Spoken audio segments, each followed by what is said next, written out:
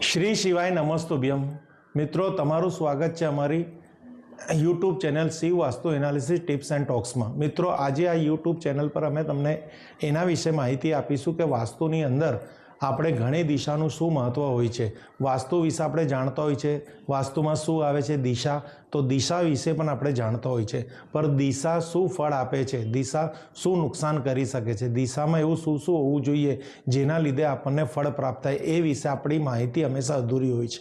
કારણ કે આપણે નથી જ્યોતિષ, નથી વાસ્તુશાસ્ત્રી, આપણે માત્ર એક દર્શક છે જેને જેટલી માહિતી સમજમાં આવે છે, પૂરી પાડવામાં આવે છે, એ એનો વિષય છે।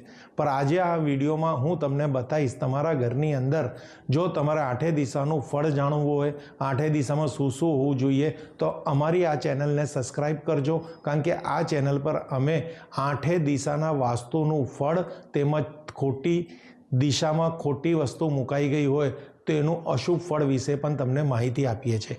આ વિડીયોની પહેલાં અમે તમને ઉત્તર દિશા વિશે, ઈશાન ખૂણા વિશે અને પૂર્વ દિશા વિશે માહિતી પૂરી પાડી છે, જેની લિંક તમને આ વિડીયોના ડિસ્ક્રિપ્શનમાં પ્રાપ્ત થશે। જો તમે અમારી વિડીયો પર આજે પ્રથમ વખત આવ્યા છો તો અમારું સબસ્ક્રાઈબનું જે બટન છે એને તમે ક્લિક કરી નાખો અને ઓલ નોટિફિકેશન બેલનો પણ તમે ક્લિક કરો, જેથી કરીને તમને વિડીયો લગાતાર મળતા રહે। તો આજે આપણે વાત કરીશું વાસ્તુની અંદર અગ્નિ ખૂણો। અગ્નિ ખૂણો એટલે દક્ષિણ અને પૂર્વનો ખૂણો। દક્ષિણ દિશા એટલે મંગળની દિશા, ત્યાં મંગળ ગ્રહ છે। પૂર્વ દિશા એટલે સૂર્યનારાયણની દિશા અને ત્યાં ઘડી સૂર્યગ્રહ છે। આ બે દિશાના સંયોજનથી જે દિશા થાય છે એને કહેવાય છે અગ્નિ ખૂણો। અગ્નિ ખૂણો એટલે અહીં તમે જોશો તો આ તમને પૂર્વ દિશા અમે બતાવેલી છે। પૂર્વ દિશા એટલે બ્રહ્મસ્થાનથી તમે કંપાસ વડે જોશો તો કંપાસમાં તમને ઉત્તર દિશા વિશે સૂચન થશે, પણ ઉત્તર દિશા તરફ મોઢું રાખીને તમે ઊભા રહેશો અને તમારા ઘરમાં ડાબી સાઈડ જે દિશા આવશે, તમારે ઉત્તર દિશા તરફ મોઢું રાખવાનું છે અને જમણી સાઈડ જે દિશા તમને પ્રાપ્ત થશે એ દિશા તમારી પૂર્વ દિશા હશે। તો આ જ્યાં સૂર્યનારાયણ ઉગે છે એ દિશા તમારી પૂર્વ દિશા છે। ઓકે, પછી તમારે પૂર્વ અને દક્ષિણ દિશાનું માપ લઈને વચ્ચેથી જે દિશા તમને મળે છે તેને સાઉથ ઇસ્ટ અગ્નિ ખૂણો એટલે અગ્નિ દિશા કહેવાય છે। આ અગ્નિ ખૂણાને બહુ જ સમૃદ્ધિનો ખૂણો કહેવાય છે। આ અગ્નિ ખૂણામાં કોઈ પણ વાસ્તુ દોષ હશે એ તમારા ઘરની સ્ત્રીઓને ઇફેક્ટ કરશે, એટલે સ્ત્રીઓના જીવનમાં કોઈ પણ પ્રકારની તન મન ધનની સમસ્યા આવશે તો અગ્નિ ખૂણાથી જોવામાં આવે છે। કારણ કે જનરલી અહીંયા દરેકના ઘરમાં રસોડું હોય છે। અરે વાસ્તુ પ્રમાણે જો તમે ઘર બનાવ્યું હશે તો અગ્નિ ખૂણામાં રસોડું હશે તો એ વાસ્તુશાસ્ત્ર પ્રમાણે પરફેક્ટ ઘર કહેવાશે। જો અહીંયા રસોડું નહીં હોય તો એ વાસ્તુ પ્રમાણે એ ઘર પરફેક્ટ નહીં કહેવાય।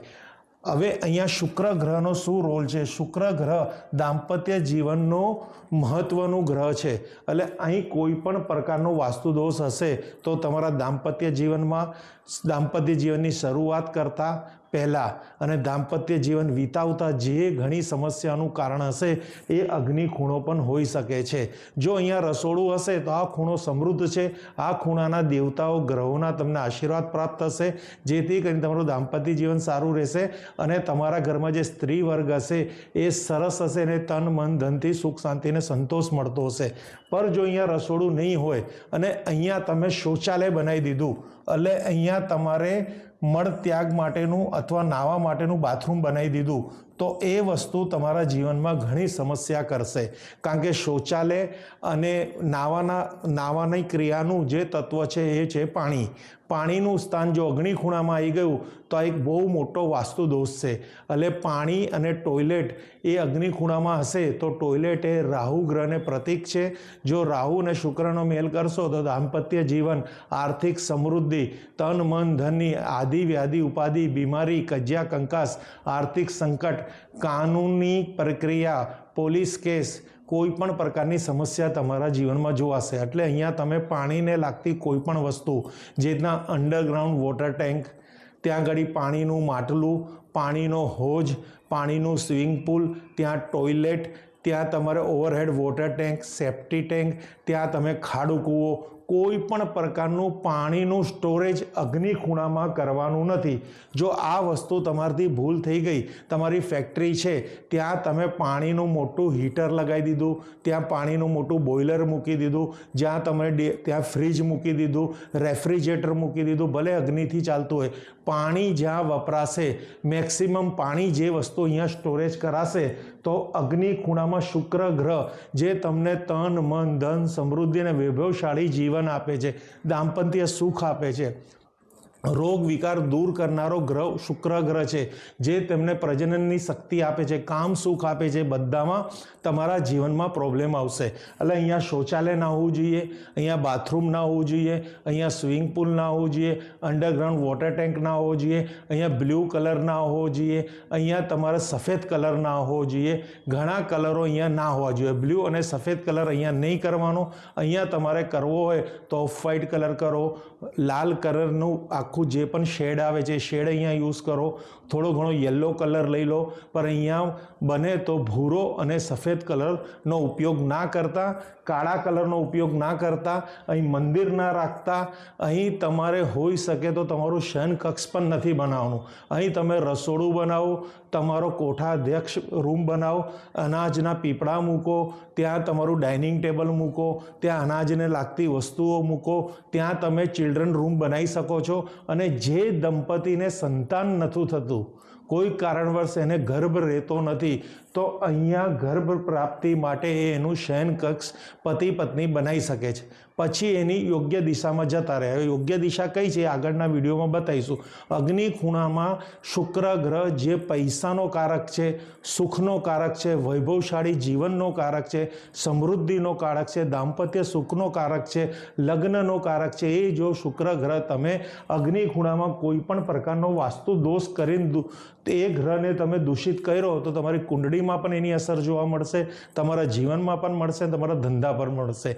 કારણ કે શુક્ર ગ્રહ તમને સમૃદ્ધિ આપે છે, સંપત્તિ આપે છે અને નામ આપે છે. કારણ કે દક્ષિણ દિશાનું પણ અહીંયા સંયોજન થાય છે. પૂર્વ દિશા તમને યશ કીર્તિ આપે છે, દક્ષિણ દિશા તમને નેમ ફેમ એટલે યશ કીર્તિ પણ આપે છે. એટલે અગ્નિ ખૂણામાં રસોડા સિવાય કોઈ પણ પ્રકારનું વાસ્તુ દોષ મીન્સ રસોડા સિવાય અહીંયા કોઈ પણ ઉત્તમ સ્થાન નથી. જો તમે તમારા ઘરમાં અથવા તમારા કારખાનામાં અથવા તમારી ફેક્ટરીમાં અગ્નિ ખૂણામાં કેન્ટીન બનાવી દીધી, ઘરમાં રસોડું બનાવ્યું, ઓફિસમાં પેન્ટ્રી બનાવી, એનાથી શુભ વાસ્તુ એક કોઈ નથી. અગ્નિ ખૂણાનું વાસ્તુ સાચવી લો, એવી રીતના ઈશાન ખૂણાનું વાસ્તુ સાચવી લો. અને આગળ જતાં નૈઋત્ય ખૂણાનું વાસ્તુ વિશે હું કહીશ. આ 4-5 વાસ્તુ તમે સાચવી લીધા તો તમને બહુ જ સરસ ફળ મળશે. અગ્નિ ખૂણામાંથી તમારે મુખ્ય દ્વાર પર નથી રાખવો. ઘરમાં કોઈ દિવસ તમારે અગ્નિ ખૂણામાંથી પ્રવેશ કરવો નથી તમારે પૂર્વ અગ્નિમાં પ્રવેશ કરવો, નથી તમારે દક્ષિણ અગ્નિમાંથી પ્રવેશ કરવો. આ પણ પ્રવેશ દ્વાર અહીંયા વાસ્તુ દોષ જનરેટ કરે છે. ખાલી ત્યાં માત્ર ને માત્ર જનરેટર, માત્ર ને માત્ર રસોડું, વીજળીના ઉપકરણો, ત્યાં લાલ કલર એવા જ કલરનો ઉપયોગ કરજો.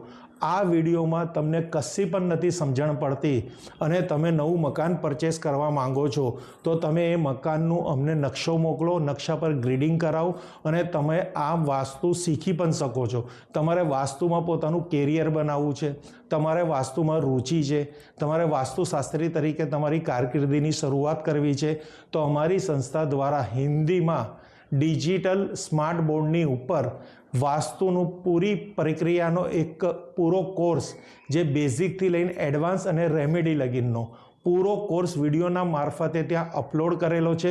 ગૂગલ પ્લે સ્ટોર પર જવાનું, ત્યાં શિવ વાસ્તુ એનાલિસિસ કરીને આપણી એપ્લિકેશન છે એને ડાઉનલોડ કરો, ત્યાં ડેમો વિડીયો જુઓ. વિડીયો જોયા પછી તમે એ વિડીયોથી પ્રભાવિત થાવ છો, જ્ઞાન પ્રાપ્ત થાય છે તો તરત એ કોર્સ પરચેસ કરો. કારણ કે તમે હવે જે કંઈ મકાન બનાવો, જે કંઈ રેન્ટેડ મકાન લેવા જાઓ, ફેક્ટરી બનાવો, ફેક્ટરીમાં બિઝનેસ કરવો છે, પૈસા ફસાઈ જાય છે, એ સમસ્યામાંથી બહાર આવવું છે, ઘરમાં બીમારીઓમાંથી બહાર આવવું છે, કજિયામાંથી બહાર આવવું છે, તો તમારે પહેલાં તો તમારી લાઈફસ્ટાઈલને સમજવી પડશે, તમારે જીવન જીવવાની કળા સમજવી પડશે અને સાથે સાથે વાસ્તુના આશીર્વાદ લેવા બહુ જ જરૂરી છે. વાસ્તુ પ્રમાણે ઘરની, ફેક્ટરીની, દુકાનની રચના હશે તો તમે તન મન ધનથી સુખ શાંતિ સમૃદ્ધિ પ્રાપ્ત કરી શકો છો. ફ્રેન્ડ્સ, તમે પણ ઈચ્છો છો કે અમારી આ ચેનલ પર આવા જ આવા રસપ્રદ અને જ્ઞાનવર્ધક વિડીયો તમને લગાતાર મળતા રહે, તે માટે તમે અમને મોટિવેશન કરો, અમને તમે સાહસ સહકાર આપો. એના માટે તમારા ચેનલને, આ વિડીયોને સબસ્ક્રાઈબ કરવું છે, લાઇક કરવી છે, અને તમને લાગે જ્ઞાનવર્ધક છે તો તમે કોમેન્ટમાં તમારો કોઈ પણ પ્રશ્ન પૂછી શકો છો, પ્લસ આ વિડીયોને શેર કરી શકો છો. Thank you friends. Har Har Mahadev, Har Har Mahadev, Har Har Mahadev.